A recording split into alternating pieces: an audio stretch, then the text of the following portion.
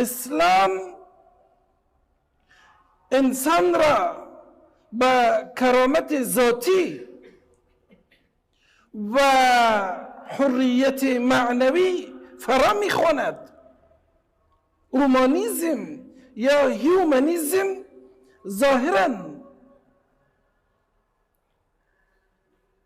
داد از اصالت انسانی میزنند، ظاهراً ارزش انسانی را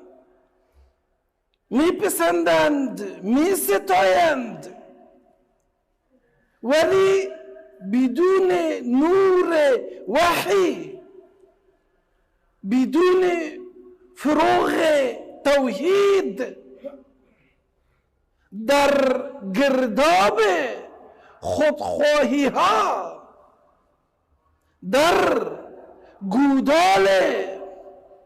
گمراهی ها می لغزد، می افتد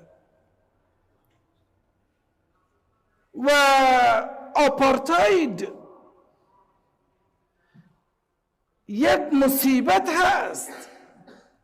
سیاه ترین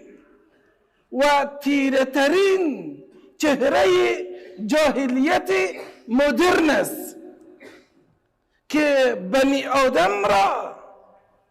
بر اساس رنگ و نژاد می سنجد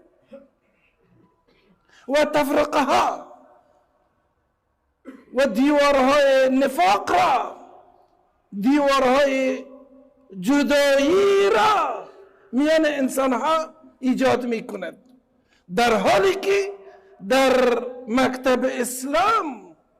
تفاوت قوم و نژاد، همه تفاوت های نژادی و قومی و قبیلوی برای شناخت هست، برای شناخت و شناسایی، برای تفاهم و تعامل و برای همزیستی هست.